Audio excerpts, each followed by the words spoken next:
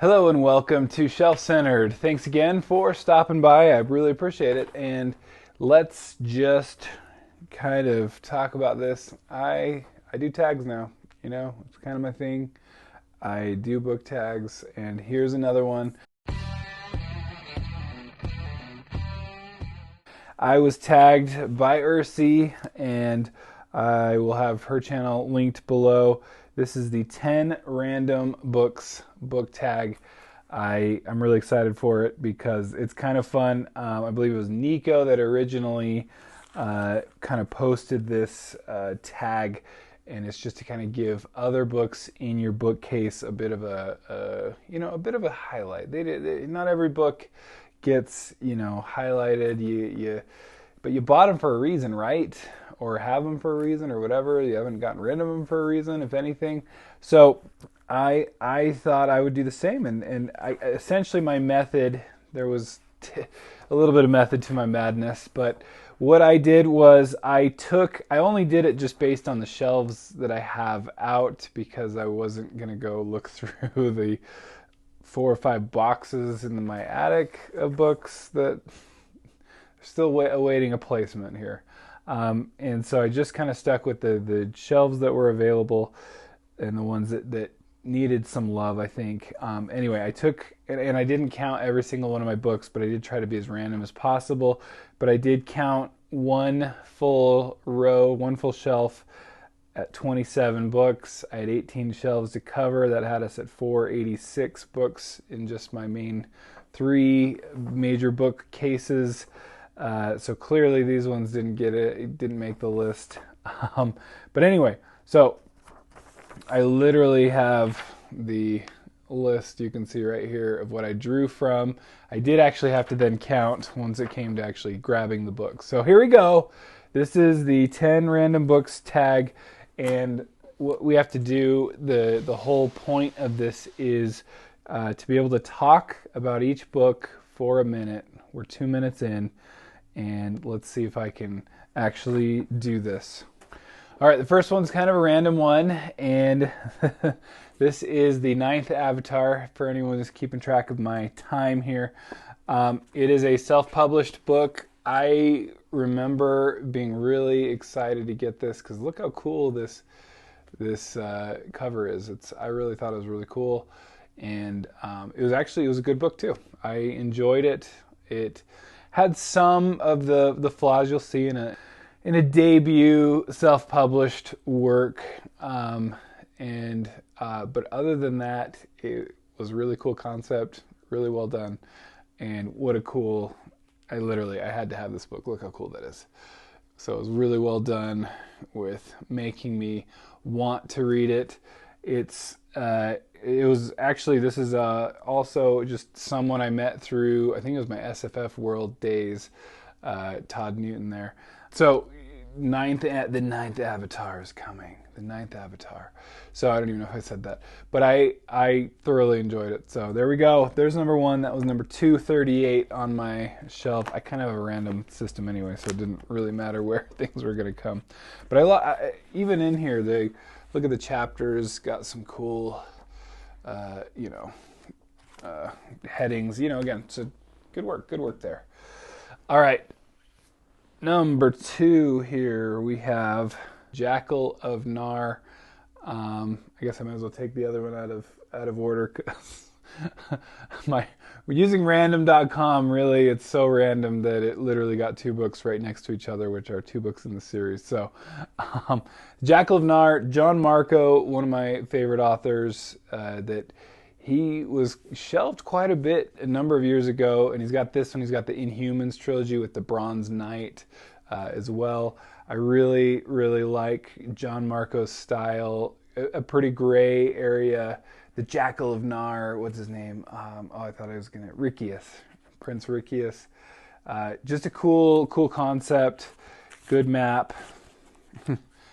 There's Gnar. And I remember just this one scene in one scene specifically where you go to this, it's pretty early on, so it's not spoiler, but he has to go to kind of the main city, and it's this just dark, evil place. Everybody's conniving, And you really, I just remember feeling that so strongly, so powerfully. You just really got that this was just a seedy place, and they weren't messing around. So I like this too. You jump right into some action. Really cool book there. I'm not even sure if I'm hitting a minute on these anyway. All right, this next one, Tome of the Undergates by Sam Sykes. So that's one. I've had this for quite some time.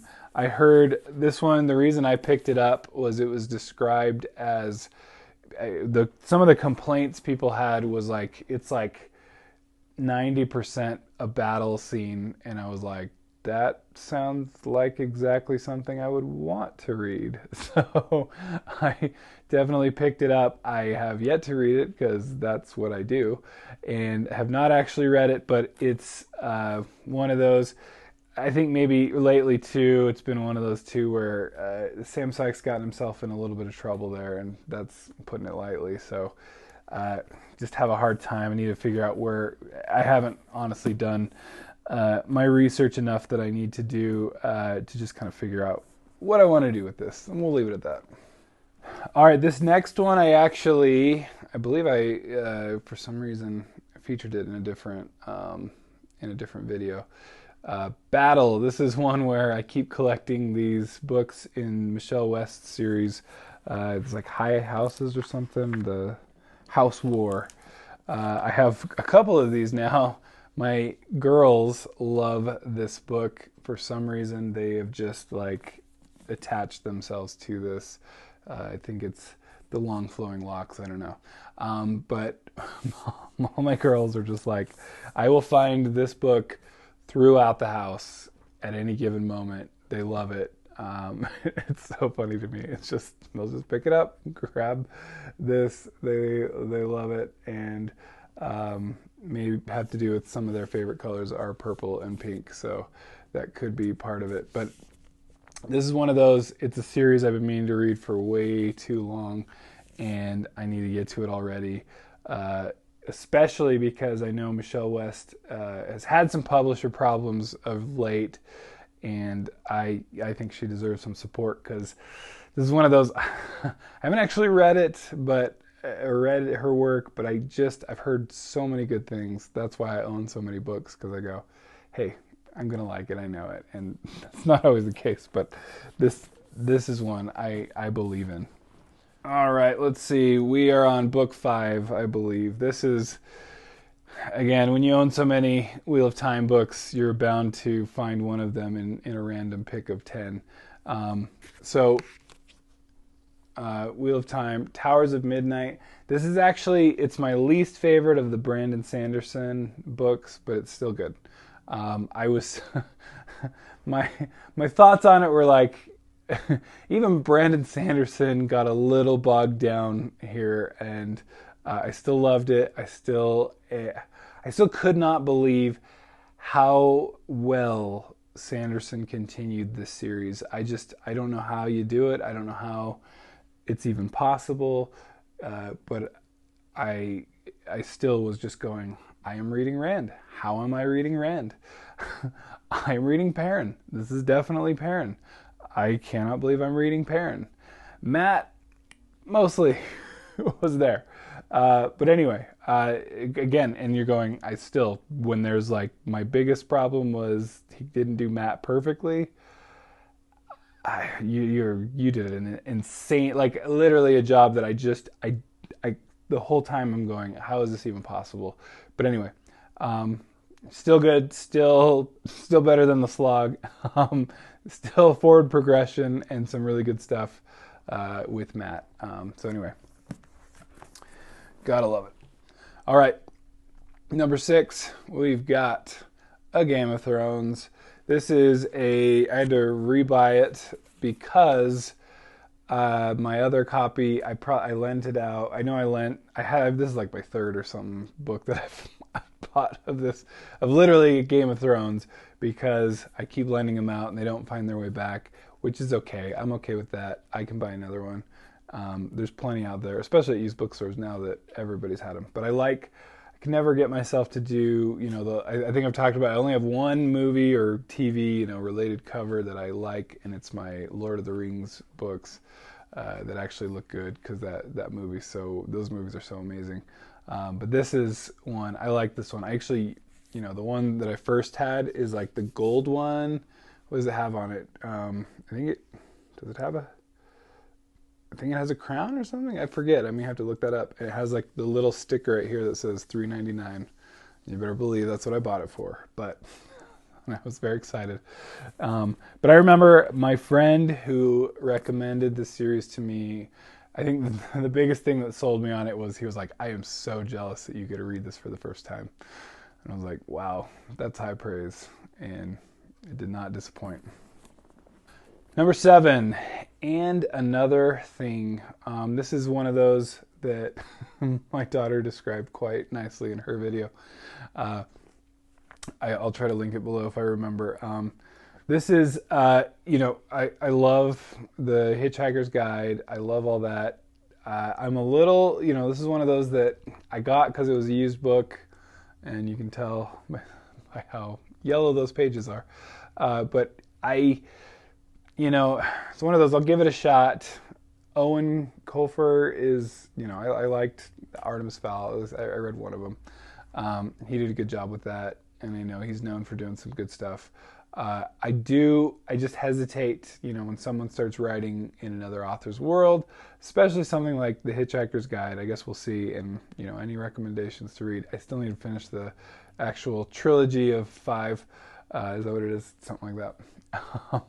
Anyway, but this is one I figured I'd get. I didn't know a whole lot other than it's another part 6 of 3. See, that's what continues the joke, which is funny. Funny enough, I like that. But I am definitely, at one point I will read this and we'll see. I don't know. I think I heard decent things about it, but we'll see. We'll find out. All right. Number 8, we've got Cain's Law. This is the last that's currently available in the Acts of Cain series by Matthew Stover.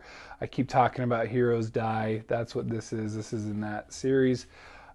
Cain's Law, I need to just read. This is one of those, and I keep harping on myself because it's my own weird problem that when I find a great series, I will then collect everything that has to do with it, and then almost never read them because I'm so worried about finishing them. I think there's just like something about, I'm like, okay, I'll read. I think my biggest thing is if I binge anything, I get kind of a little worn out. Like when I was doing, what was it? I think it was when I was originally reading The Wheel of Time. I got to like book 5, and it was just like, this feels like it's consuming my life, and I want to try something else. And so I didn't have the wherewithal at the time to just be like, why don't you just take a break and go back? Why not do that? So I've developed this just terrible habit since then of just feeling like almost claustrophobic. And does that make sense? It's like it's in series that I love. So I just am like, I don't want to kill my interest in a series that I love by overdoing it. And then I've kind of gone to the extreme in the opposite direction. And then I definitely don't overdo it, but then I have to like reread them before, and then it kind of creates the problem all over again. And now, anyway, so I'm trying to learn, and then I've become an insane mood reader, so that doesn't help. But that's why I'm trying to stick to TBRs, try to stick to just finishing what I've started here. Anyway, I'm talking way longer than a minute on each of these. So, Cain's Law, though, I'm very excited to read. I still need to read the one before this, Cain Black Knife. But anyway, I'm very excited to read both of these. Of course, I own them. And I will read anything else, too, by Mr. Stover. All right, as promised, I have Saints of the Sword, also by John Marco, and this is the 3rd in the Tyrants and Kings trilogy, and this is one of my original, like one of my first, when I really got back into fantasy. So I had originally, like as a kid, I had read Narnia, I had read My favorite series back then was Bruce. My favorite author was Bruce Coville. I don't know, one of the two. And he did the My Teacher Fried My Brains, My Teacher series. I loved everything. Jennifer Murdley's Toad. I was reading all those. So I read, plenty as a kid, but then there was just this huge gap. It wasn't until high school that I picked up Lord of the Rings, actually. And it wasn't, embarrassingly enough, until after I saw the first book. I did read The Hobbit before the first book, the first movie. I did read The Hobbit before reading that, at least. But anyway, when I was in college, a good friend of mine kind of got me back into actually regularly reading. He introduced me first to Melanie Ron with her Dragon Prince series, and excellent series. Just don't hear enough people talking about that. But also this one. And so I read through these. Actually the middle book in this series is probably my favorite. It's just got this great bad guy, Biagio, I think his name was, something like that. Just a great, terrible dude, but also just conniving. Anyway, just a really well done. John Marco, though, he's one. I was following him a couple of years ago, his blog, and he's just struggled with his publisher. And I've written an article, at least it was on fantasy literature, it's on my own blog, it's on, I think I put it on Goodreads, just trying to get the word out, because just to support him and just the frustrations that he's going through trying to get books published. It was like, here's the next book, it's in. He has no George R. R. Martin problems getting a book in, and then the publisher will just sit on it because he's a mid-tier author, and it's like, yeah, we've got other things on our plate. And I get that, but at the same time, it's like, that's so frustrating. And anyway, one of the things that really excites me about John Marco is that he's got this book that he finished, and I would love to see. It's called The Bloody Chorus, and that alone, just, and when he was writing it, he would post on his blog just about how much fun he was having writing, and I really want to see this book published, The Bloody Chorus. So anyone, get with me. Let's get some Bloody Chorus. Let's I don't even know what to do about it, but anyway, I want to see more John Marco is really what I'm getting at. All right, we're good with the last book on my list here. I have actually been reading Sorcery lately, so this is Eric, which I believe is the Faustian kind of parody. Anyway, I'm excited, because it has every. What's funny is it doesn't say it on the front, but the inside does have the Faust scratched out with Eric written in. Anyway, looking forward to this. This is a really cool, nice, pretty edition. And I like I said, I've been working my way slowly through the Discworld, but I'm going in publication order because, as I've heard, there's a lot of later books, or even in the middle of the series books, that are really, really good, and that the beginning books were not quite as good, and I'm enjoying the beginning books, and so I'm excited then for the rest. So I knew just from reading the first Color of Magic that it's just Terry Pratchett. He has this magical way of turning a phrase, and it's funny, it's hilarious. He's so good, and I'm gonna read him, and so it's just a matter of time, even if it takes me 40 years by reading one a year, which apparently that'll do, because I'm only on book 5. So anyway, that's my list. Oh, all right. Who do I want to force to do some math? I want to see. I'm going to tag Bookish Chaz and Curly Top Reads. I want to see. If you haven't done it, obviously, but I want to see. It's just some random books from your collection. It's kind of fun. Anyway. Don't forget to like and subscribe. I really cannot thank you enough for checking out my channel, and we will see you next time. Bye.